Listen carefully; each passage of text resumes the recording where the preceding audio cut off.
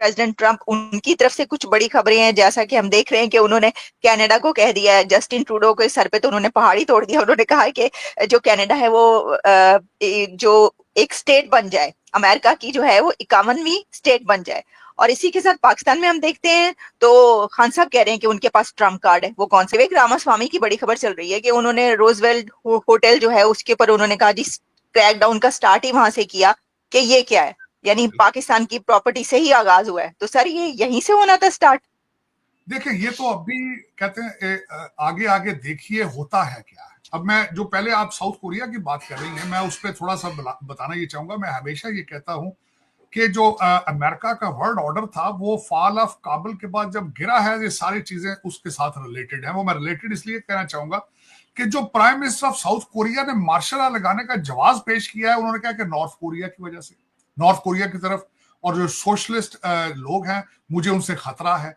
और उनके ऊपर खुद ये मैं यहाँ ये जरूर बताना चाहूंगा कि जो वहां के जो प्राइम मिनिस्टर जिन्होंने डिक्लेयर किया मार्शल लॉ, उनके ऊपर करप्शन के चार्जेस हैं बहुत ज्यादा। लेकिन उन्होंने कार्ड ये नॉर्थ कोरिया का खेला, कार्ड नॉर्थ कोरिया और जापान ये खेल रहे हैं after the fall of Kabul. मुझे याद है कि दोनों प्राइम मिनिस्टर उस वक्त के जब काबुल के बाद ये आए इन्होंने, और इन्होंने कहा था कि since you are not able to protect yourself, तो आप हमें किस तरह प्रोटेक्शन देंगे। तो ये उसी क्या ही चट्टा है। दूसरा आपने देख लिया है अलेप्पो के अंदर, जो सीरिया के अंदर जो चीजें चल रही हैं, उसको भी डायरेक्टली अगर देखा जाए तो that is a sign of the weak American work, जो उनका वर्ल्ड ऑर्डर था। फिर उसके बाद ये है कि जो ये सबसे बड़ा ब्रैग कर रहे थे हमारे बाबा बाइडन जी के, मैंने पीस सीज फायर करा दिया है अपनी लेगेसी में।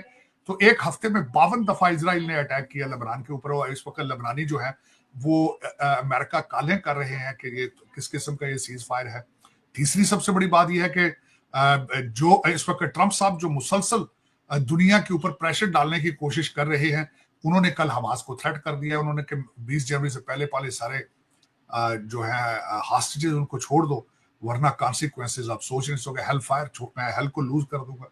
तो ये सारी चीजें एक और उसी के साथ आप कनाडा का देख लें। आप कनाडा को उन्होंने कहा कि भी आप इकॉनमी 51st स्टेट आप होंगे और आप गवर्नर होंगे कनाडा के, उन्होंने उसको कह दिया है।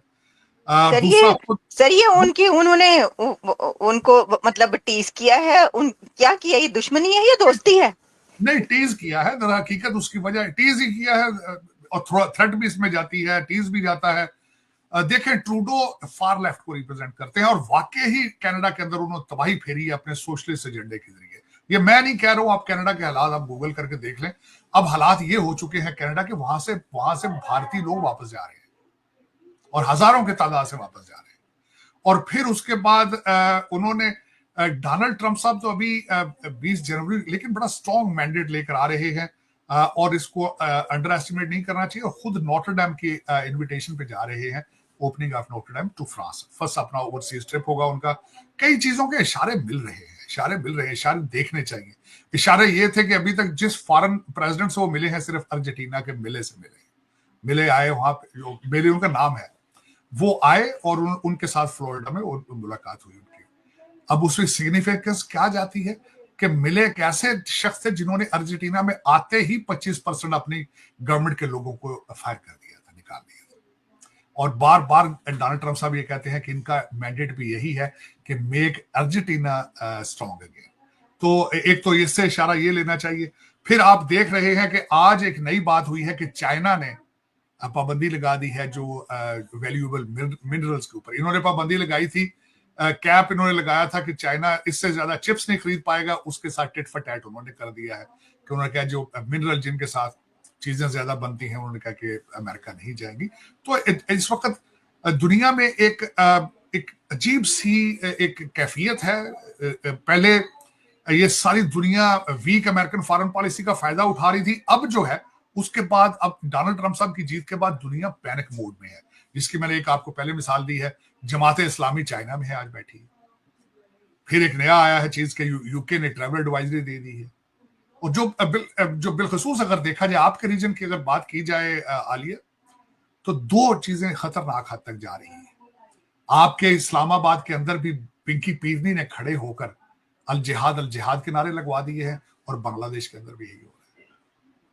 तो ये जो एलिमेंट है, अब इसका रिजल्ट कहां जाएगा, क्या निकलेगा, मैं इस चीज के खिलाफ नहीं हूं, लेकिन क्या क्या ही अच्छा हो कि आपकी जहाद की डायरेक्शन आपकी जहालत की तरफ हो, आपकी गुर्बत की तरफ हो, बजाय कि आप अपने ही कपड़ों को आग लगा के तो आप तालियां बजाना शुरू कर दें।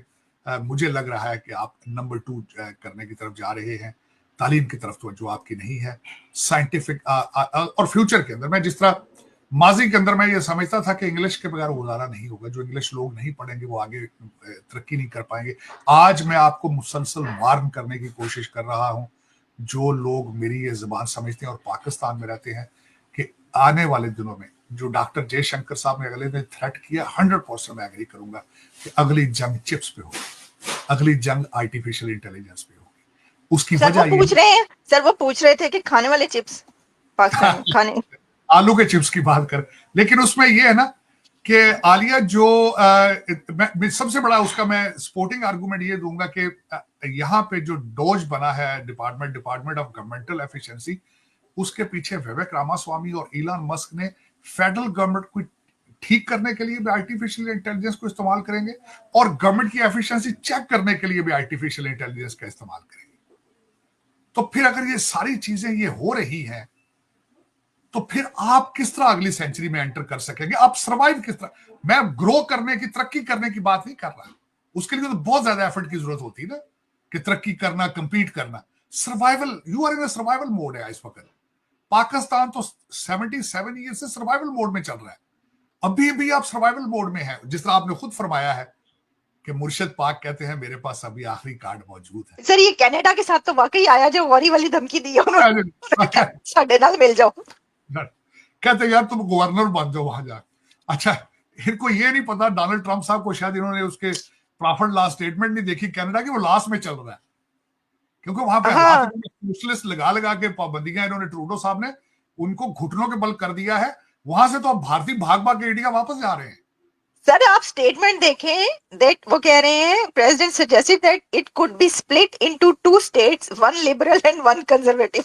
बिल्कुल, वहां पे इस वक्त तो पॉपुलर जा रहे हैं उनके जो पेरेर, क्या उनका नाम है, जो मॉन्ट्रियल से फ्रेंच स्पीकिंग, उनकी भी बड़ी हिस्ट्री है। लेकिन इस वक्त फिर एक और बात होता है, ट्रिप इसका एक डोमिनोज इंपैक्ट भी होता है। यहाँ पे कंजर्वेटिव आए हैं तो अल्टीमेटली वहां पे भी हालात तो खराब है, वहां पे भी इसमें हाउसिंग क्राइसिस इस वक्त चल रहे हैं।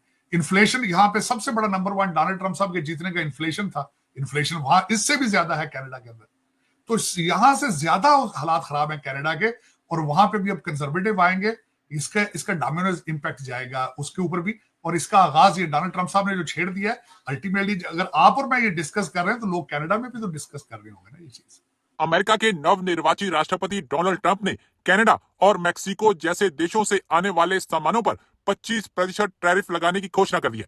इसके बाद इन देशों के बीच व्यापार संबंधों को लेकर हलचल बढ़ती हुई नजर आ रही है। फॉक्स न्यूज की रिपोर्ट्स के अनुसार शुक्रवार को कनाडा के प्रधानमंत्री जस्टिन ट्रूडो ने फ्लोरिडा में डोनाल्ड ट्रंप से मुलाकात की। इस दौरान ट्रंप ने ट्रूडो को सुझाव दिया कि कनाडा अगर इन मुद्दों का हल नहीं कर सकता तो वह अमेरिका का 51 स्टेट बनने पर विचार करे, जिसके बाद दोनों देशों के संबंधों पर नई बहस छिड़ गई है। दरअसल डोनाल्ड ट्रंप का यह बयान एक बैठक में सामने आया। ट्रंप ने ट्रूडो को साफ शब्दों में कहा कि अगर कनाडा सीमा मुद्दे और व्यापार घाटे को ठीक नहीं कर सकता तो वह अपने कार्यालय के पहले दिन सभी कनाडाई उत्पादों पर 25% टैरिफ लगाएंगे। इससे कनाडा की अर्थव्यवस्था खत्म हो जाएगी। ट्रंप के सुझाव को कनाडा में अपमानजनक माना